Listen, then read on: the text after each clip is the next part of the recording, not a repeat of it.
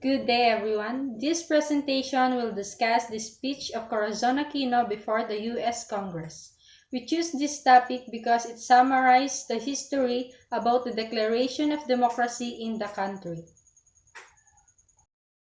He delivered a historic speech that managed to sway in our favor the vote for an emergency $200 million aid appropriation.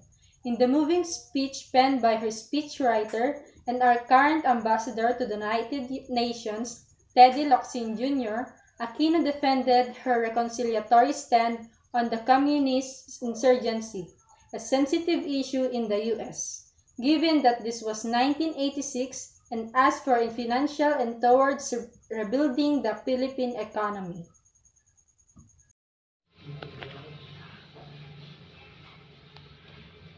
Content and analysis of the information found in document.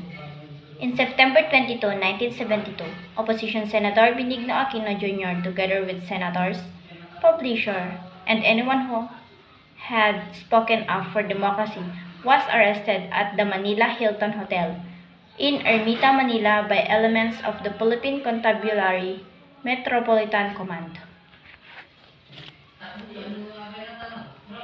This arrest happened a day after President Ferdinand E. Marcos signed Proclamation number 1081 declaring the entire Philippines under martial law. This was the first time that his family lost him. August 27, 1973. Ninoy was brought back to Fort Bonifacio where he faced a military tribunal charges of murder, illegal possession of firearms, and subversion.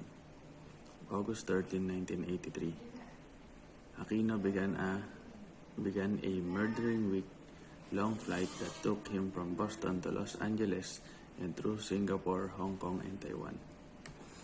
Still, we fought for honor, and if only for honor we shall pay. The task had fallen on my shoulder to continue offering the democratic alternative to our people. August 27, 1973, binalik si Aquino sa Fort Bonifacio at doon may mga kinaharap siya na kaso katulad ng illegal possession of firearms, submersion, and murder. Yung mga kinaharap na nung binalik siya sa Fort Bonifacio. Noong August 13 naman, 1983, nagsimula si Aquino ng mahabang flight papuntang Boston, Los Angeles, sa Hong Kong, Singapore, Taiwan. Meron siyang isang linya na tumatak sa speech na binitawan niya nun. Still, we fought for honor, and if only for honor we shall pay. Yun yung isa sa linya na tumatak sa speech na sinabi niya nun na binigkas. Meron pang isang line na tumatak sa kanyang speech before the joint forces of the U.S. Ito yung speech niya, ito yung line na yun. The task had fallen on my shoulder to continue offering the democratic alternative to our people. Yun yung isa pang line na tumatak sa mga tao galing dun sa speech na binitawan niya.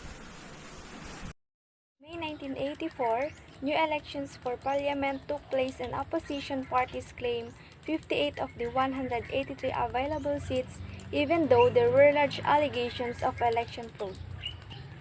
Corazon had publicly endorsed all of these candidates running for the opposition parties. Marcos recently called for a snap or early presidential elections amid sharp domestic and U.S. criticism over his handling of a growing communist insurgency and a severe economic crisis.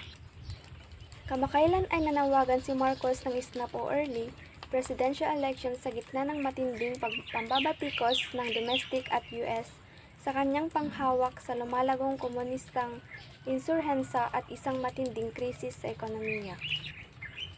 The ultimate result was the election of Mrs. Corazon Aquino as President and Mr. Salvador Laurel as Vice President of the Philippines.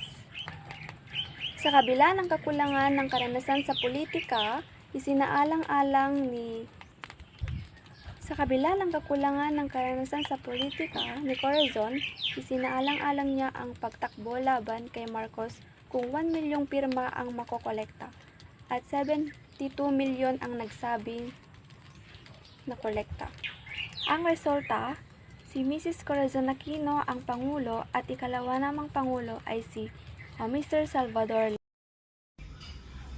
March 1986, Aquino proclaimed a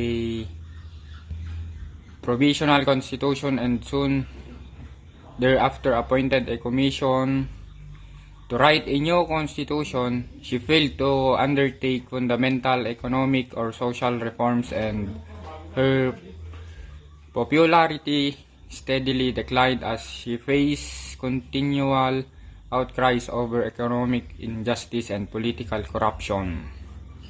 President Aquino and President Reagan discussed her strenuous efforts to bolster the democratic institutions of her country and to ensure its security and strengthen its economy. Most of the money went to buy the 1986 snap election.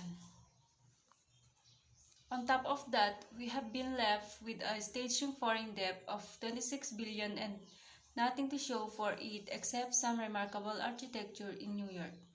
Half of our much needed export revenues are required just to pay for the interest of that debt.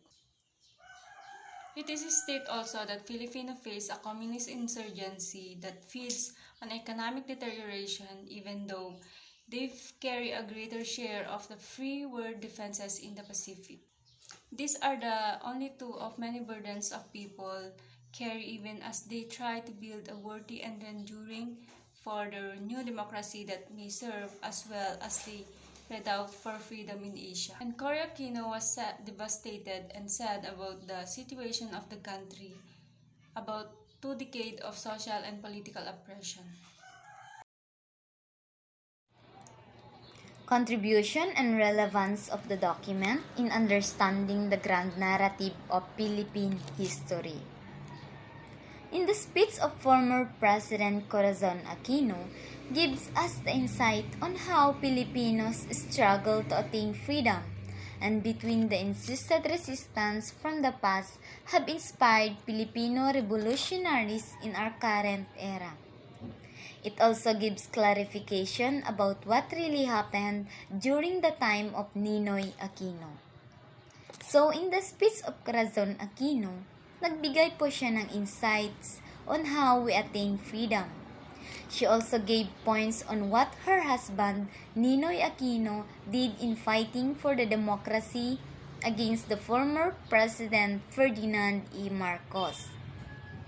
And also in her speech, we can see how she described her husband as a hero in attaining the freedom of our beloved Filipinos. The document also described the struggles faced by the Aquino to help the Philippines achieve freedom. The document also mentioned about the debt incurred by the former government before Cory Aquino. This speech also shows how to dictatorship transformed into democratic government, from its president down to its laws, order, and rules. The document also mentioned the killing of Ninoy Aquino and the terror from the torture and conviction, the martial law. It shows the problem faced by Cory Aquino as soon as she became the president. For instance, the poverty and unemployment. The document mentioned 2 elections occurred after the death of Ninoy Aquino. His wife participated during election and lost in the first election. During the second election, which is snap election, she became the president and declared democracy in the country. The result of the special election can be considered as the most controversial and confusing among the previous polls since the birth of the Philippine Commonwealth Government in November 1935.